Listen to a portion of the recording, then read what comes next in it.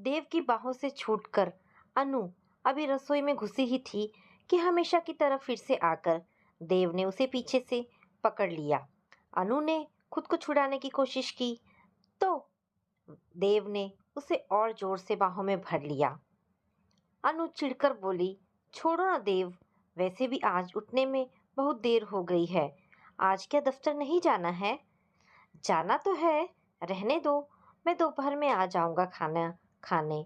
और इसी बहाने बात अधूरी छोड़ देव ने एक किस अनु के गाल पर चढ़ दिया।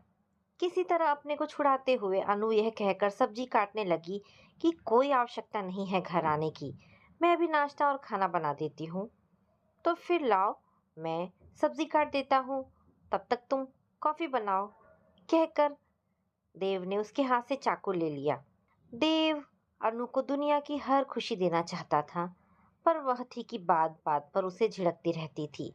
हर बात में उसकी बुराई निकालना जैसे उसकी आदत सी बन गई थी। सोचती कि सबके पतियों जैसा उसका पति क्यों नहीं है, क्यों हमेशा रोमांटिक बना फिरता है।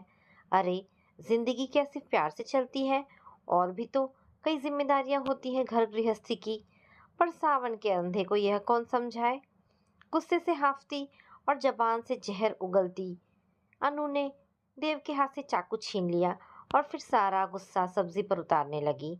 उसका तो मन किया कि सब्जी उठाकर कचरे के डब्बे में फेंक दे और कहे कि जरूरत नहीं है बार बार घर आकर उसे परेशान करने की। उसका तो मन करता है कि कैसे जल्दी देव दफ्तर जाए और उसकी जान छूटे। देव को दफ्तर भेजने के बाद घर के बाकी काम निपटाकर अभी अनु बैठी ही थी कि फोन बज उठा। देव का फोन था और ये सिलसिला भी वर्षों से चल रहा था। मतलब दफ्तर पहुंचते ही सबसे पहले वह अनु को फोन लगाकर जब तक उससे बातें ना कर लेता उसे चैन नहीं आता था। इस बात पर भी अनु काफी चिढ़ जाती थी। कभी कभी तो मन करता कि फोन को बंद करके रख दे, पर यह सोचकर वह ऐसा नहीं करती कि पिछली बार की तरह फिर वो भागता दौड़ता घर पहुंच जाएगा और फिर बेवजह उसका मोहल्ले में तमाशा बन जाएगा।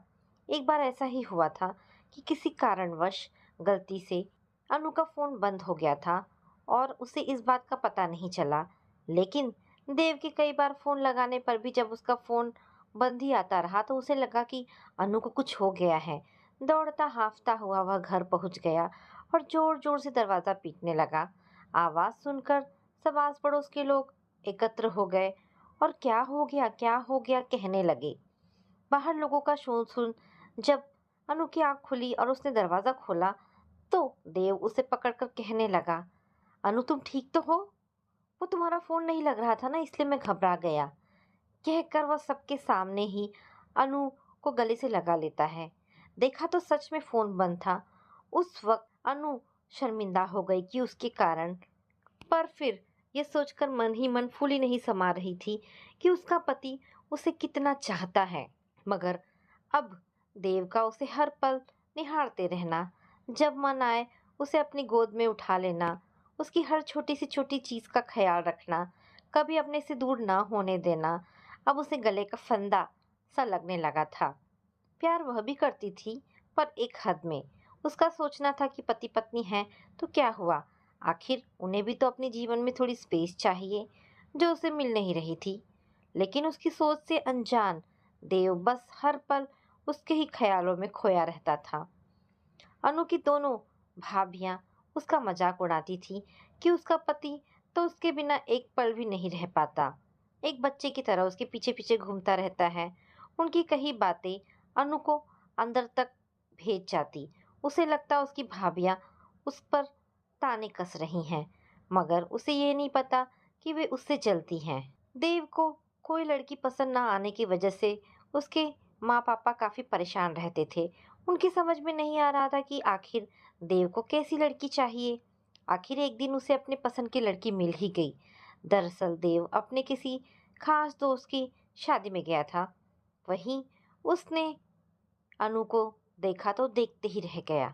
उसकी सुंदरता पर वह ऐसे मर मिटा जैसे कि चांद को देख रहा हो। कब आंखों के रास्ते अनु उसके दिल में समा गई उसे पता ही नहीं चला। उससे विवाह के बारे में सोचकर ही उसका मन मयूर नाच उठा। जब उसके माँ पापा को यह बात पता चली तो उन्होंने जरा भी देर न करके अपने बेटे का विवाह अनु के साथ तय कर दिया। एक दूसरे की बाहों में शादी का 1 साल कैसे पंख लगाकर उड़ गया उन्हें पता ही नहीं चला। लोग कहते हैं कि जैसे जैसे शादी पुरानी होती जाती है पति पत्नी के प्यार में भी गिरावट आने लगती है। मतलब पहले जैसा प्यार नहीं रह जाता।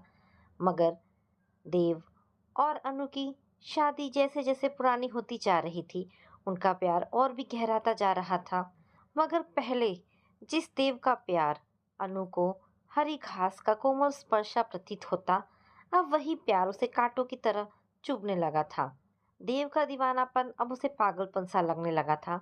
उसे लगता कि देव कुछ कुछ दिनों के बाद ऑफिस के काम से कहीं बाहर चला जाए या फिर उसे अकेले जीने दे ताकि वह खुलकर अपने मन मुताबिक जी सके। आखिर कुछ दिनों के लिए उसे देव से अलग रहने का मौका मिल ही गया। ऐसा जाना कोई जरूरी नहीं था पर वह जाएगी ही, ऐसा उसने अपने मन में तय कर लिया था। शादी में पर जान देव अपनी पत्नी को प्यार से कभी कभी जान भी बुलाता था। वो तो तुम्हारे दूर के रिश्तेदार है ना, और फिर तुमने ही तो कहा था कि तुम्हारा जाना कोई ज़रूरी नहीं है। हाँ हाँ कहा था मैंने, पर है तो वो मेरी बहन ही ना, भले ही चचेरी ही क्यों ना हो। सोचो तो ज़रा कि अगर मैं नहीं जाऊंगी तो चाचा जी को कितना बुरा लगेगा, क्योंकि कितनी बार फ़ोन करके वे मुझे आने के लिए कह चुके हैं। प्लीज़ देव जाने दो ना। ना वैसे भी ये मेरे परिवार की आखिरी शादी है, और फिर मैं वादा करती हूँ कि शादी खत्म होते ही आ जाऊंगी। अब अनु कुछ बोले, उसका देव उसे मना कर दे, ये हो ही नहीं सकता था। वह बोला ठीक है, तो फिर मैं कल ही छुट्टी की अर्जी दे देता हूँ। अनु अचकचाकर बोली, अर्जी पर क्यों?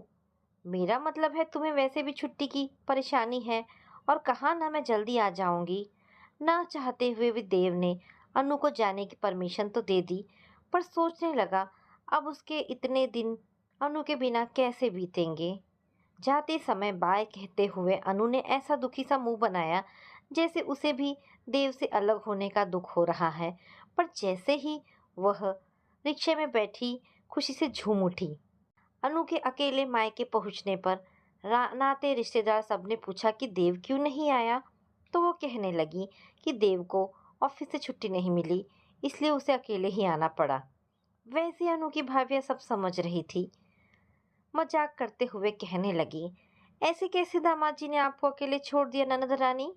क्योंकि वे तो आपके बिना बात अधूरी छोड़कर दोनों ठहाका लगाकर हंस पड़ी। उधर अनु के बिना ना तो देव का घर में मन लग रहा था और ना ही दफ्तर में। हर समय उसके ही ख्यालों में खोया रहता था। देव के मन की बात उसके दोस्त विशाल से छिपी ना रह पाई। पूछा, क्या बात है, बड़े देवदास बने बैठे हो? लगता है कि अनु भाभी के बिना मन नहीं लग रहा है। अरे तो चले जाओ ना। विशाल की बातें सुन देव अपने आप को वहां जाने से रोक ना पाया। लो आ गए मजनू, क्यों रहा नहीं गया अपनी लैला के बिना? देव को आया देख, अनु की बड़ी भाभी ने चुटकी लेते हुए कहा। अचानक देव को अपने सामने देख पहले तो अनु का दिल धक से रह गया। ऊपर से उसकी भाभी का ये कहना उसके तन बदन को आग लगा गया। देव को घूर कर देखा, गुस्से से उसकी आंखें धधक रही थी। ये भी ना सोचा कि मेहमानों का घर है, कोई सुन लेगा तो क्या कहेगा। कर्कश आवाज में कहने लगी, जब मैंने तुमसे कह दिया था कि जल्दी आ जाऊंगी तो क्या जरूरत थी यहाँ आने की? क्या कुछ दिन चैन से अकेले जीने नहीं दे सकते मुझे? छेपते हुए देव कहने लगा, ना अनु ऐसी बात नहीं है। वो क्या है कि छुट्टी मिल गई तो सोचा, और वैसे भी तुम्हारे बिना घर में मन ही नहीं लग रहा था तो आ गया। मन नहीं लग रहा था तो क्या मैं तुम्हारे मन लगाने का साधन जो हूँ? अरे कैसे इंसान हो तुम जो अपना काम काज छोड़कर मेरे पीछे पड़े रहते हो? मैं पूछती हूँ कि तुम में कुछ आत्मसम्मान नाम की कोई चीज़ है या नहीं? जताते हो कि तुम मुझसे बहुत प्यार करते हो। अरे नहीं चाहिए मुझे तुम्हारा प्यार। सच में परेशान हो गई हूँ मैं तुमसे और तुम्हारे प्यार से। जानते हो मैं यहाँ क्यों आई थी? ताकि कुछ दिन शांति से यहाँ आराम से रह सकूं। पर नहीं, तुम्हारे इस छिछले व्यवहार के कारण मेरी सारी सहेलियां और भाभियां मुझ पर हंसती हैं, कहती हैं, जाने दो, तुमसे तो कुछ बोलना ही बेकार है, अब जाओ यहाँ से। मुझे आना होगा, खुद ही आ जाऊंगी, समझे? अपने दोनों हाथ जोड़कर अनु चीखते हुए बोली। अनु का यह रूप देव को हैरान कर गया। उसे विश्वास ही नहीं हो रहा था कि उसकी अनु उसके बारे में ऐसा सोचती है। जिस अनु को वह अपनी जान से भी ज्यादा प्यार करता है और जिसकी खातिर वह भागता हुआ यहाँ तक आ गया, वो इतने लोगों के सामने उसकी इतनी बेइज्जती कर देगी, उसने कभी सपने में भी नहीं सोचा था। अतः बोला, ठीक है तो फिर अब मैं यहाँ कभी नहीं आऊँगा, बुलाओगी तो भी नहीं। और फिर वह एक क्षण भी वहाँ नहीं ठहरा। अनु की कड़वी बातों ने उसके दिल के टुकड़े टुकड़े कर दिए थे। इधर अनु की मम्मी और बहन भाई सब ने उसे इस बात के लिए बहुत सुनाया, पर उसे अपनी कही बातों का जरा भी पछतावा नहीं था, बल्कि उसके दिल को ठंडक ही पहुंची। घमंड में चूर अनु को ये भी समझ नहीं आ रहा था कि उसने एक ऐसे इंसान का दिल तोड़ा जो उसका पति है, जो उसे बेइंतहा प्रेम करता है। घर पहुंचने के बाद रात के दोपहर बीत जाने के बाद भी देव की आंखों में नींद नहीं थी। अब भी अनु की कही एक एक बात उसके कानों में गूंज रही थी। अपनी आदत के अनुसार देव दफ्तर पहुंच जैसे ही अनु को फोन मिलाने लगा कि फिर उसकी कही एक एक बात उसके कानों में गूंजने लगी।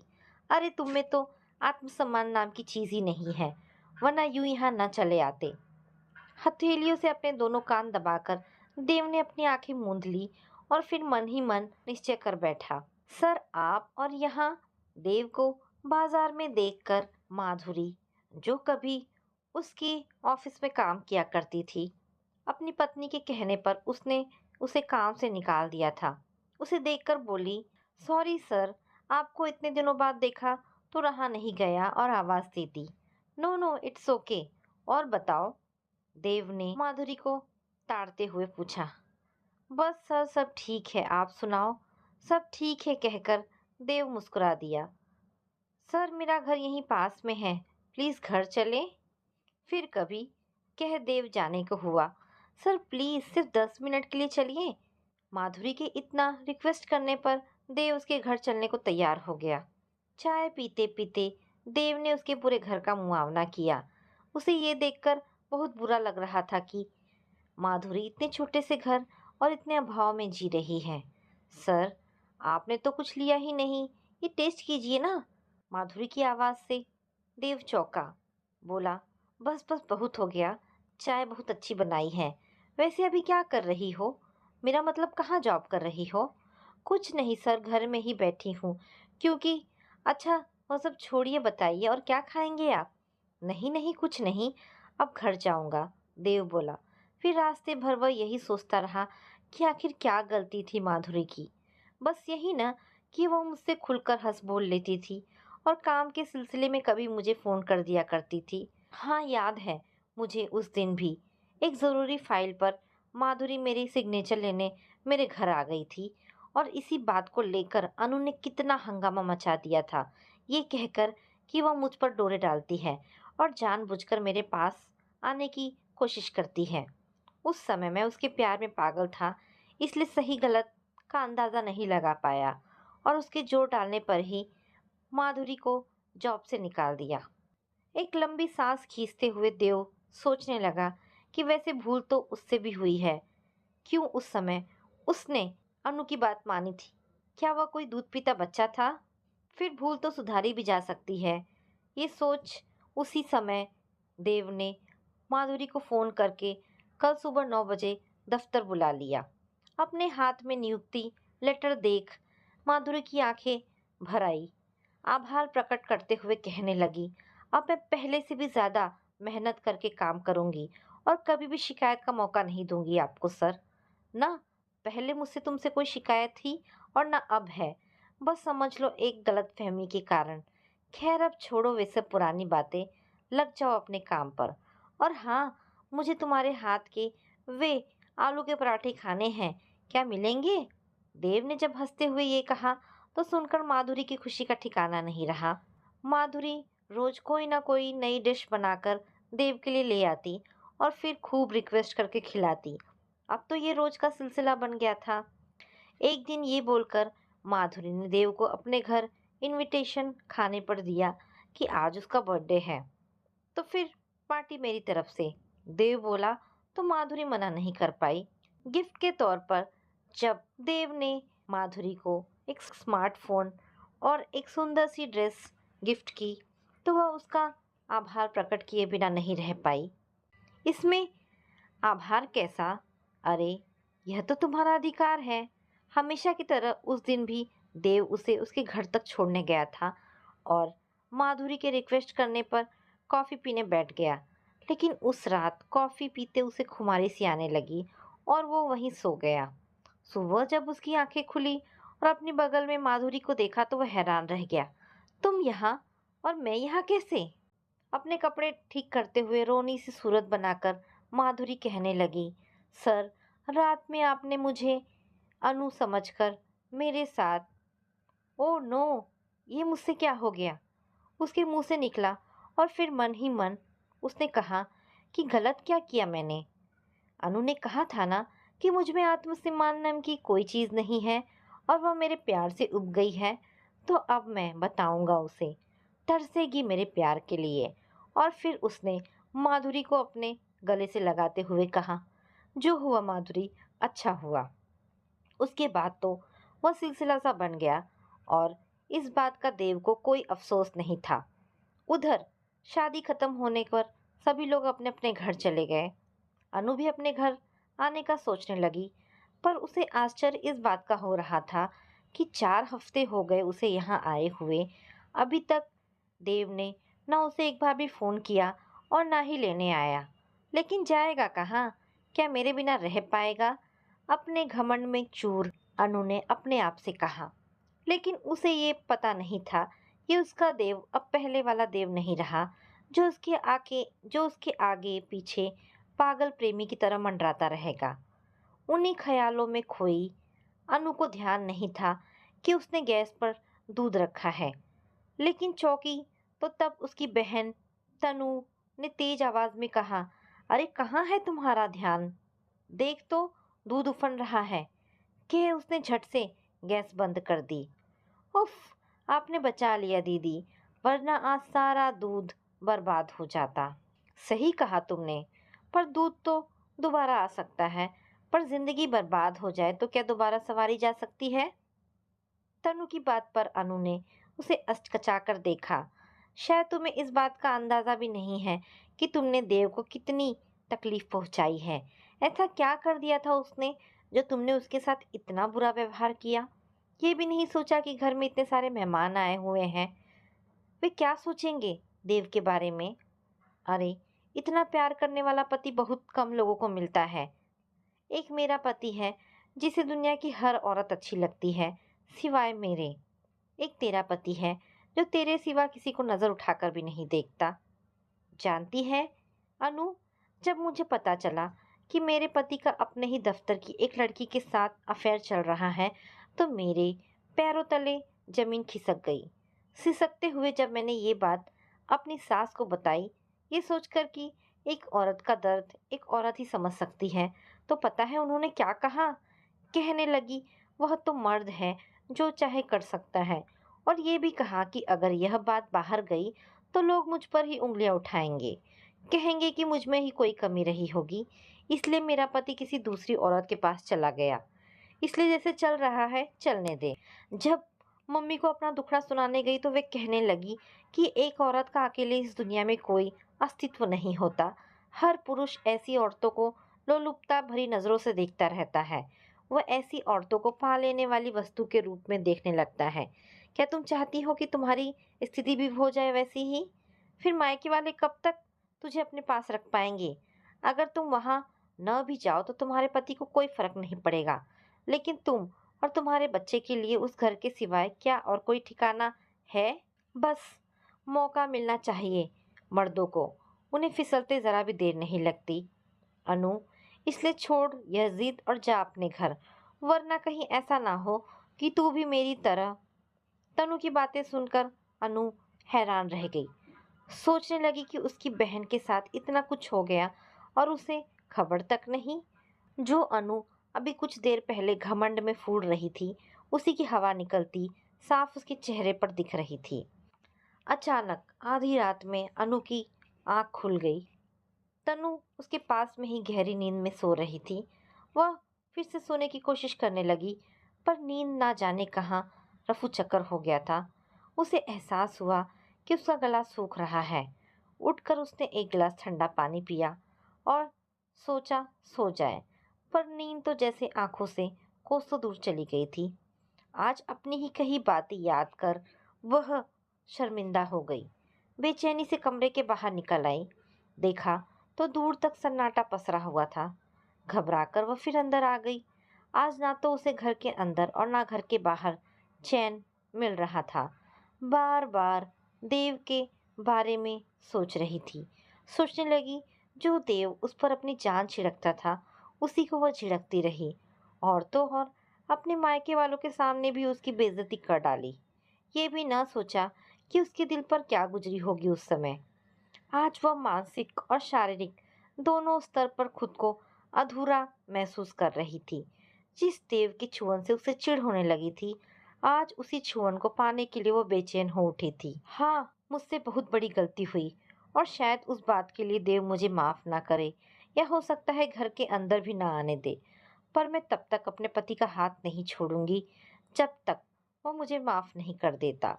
मन ही मन यह तय कर अनु सोने की कोशिश करने लगी।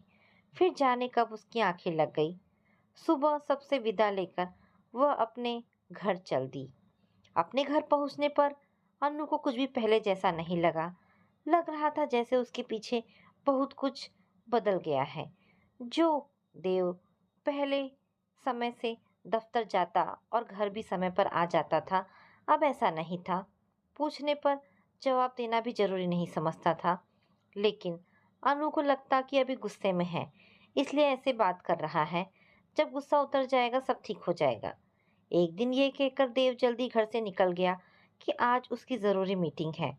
लेकिन इत्तेफाक से उसी दिन अनु भी अपनी एक फ्रेंड के साथ उसी कॉफ़ी हाउस पहुंच गई, जहां देव माधुरी की आंखों में आंखें डाल उसे प्रेम से निहार रहा था। दोनों को उस हालत में देख अनु की आंखें डबडबा गई। छलकते नैनों का उलझना देव से भी छिपा न रह पाया, पर उसने उसे देखकर भी अनदेखा कर दिया। ये बात भी अनु के दिल में तीर सी चुभी। आखिर क्यों क्यों देव ने फिर से उसे काम पर रख लिया, और क्या दोनों? कई प्रश्न पूछने थे उसे देव से, पर पूछती किस मुंह से? क्या वह यह नहीं कहेगा कि उसने ही तो कहा था कि हर इंसान को अपनी जिंदगी में थोड़ी स्पेस चाहिए होती है। करवटें बदलते उसने पूरी रात निकाल दी। सुबह भी फिर वही सब कुछ। कुछ समझ में नहीं आ रहा था कि वो क्या करे।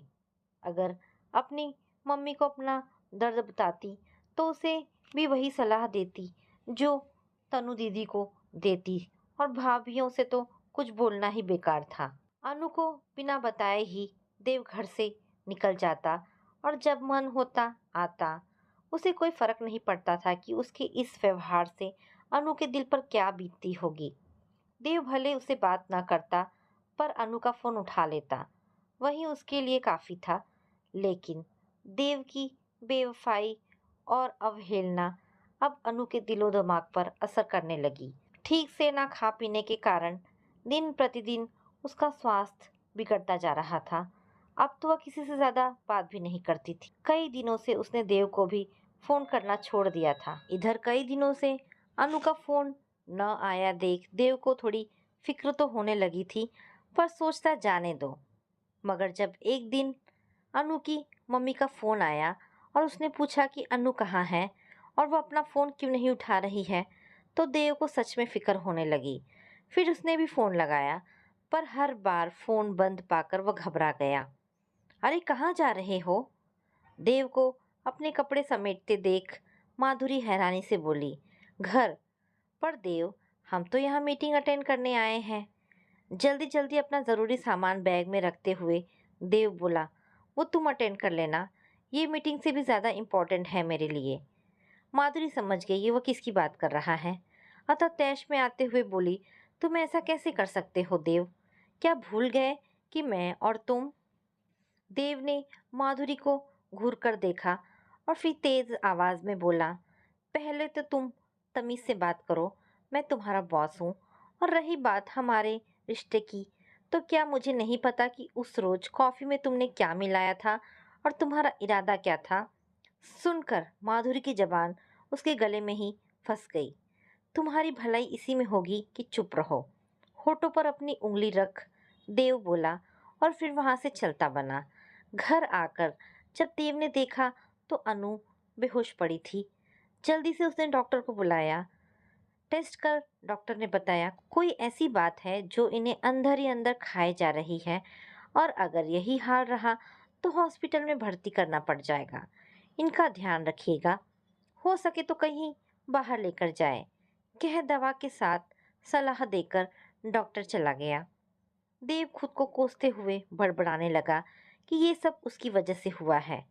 अनु ने सही कहा था कि मैं प्यार का दिखावा करता हूँ। फिर रोते हुए उसने अनु को अपने सीने से लगा लिया।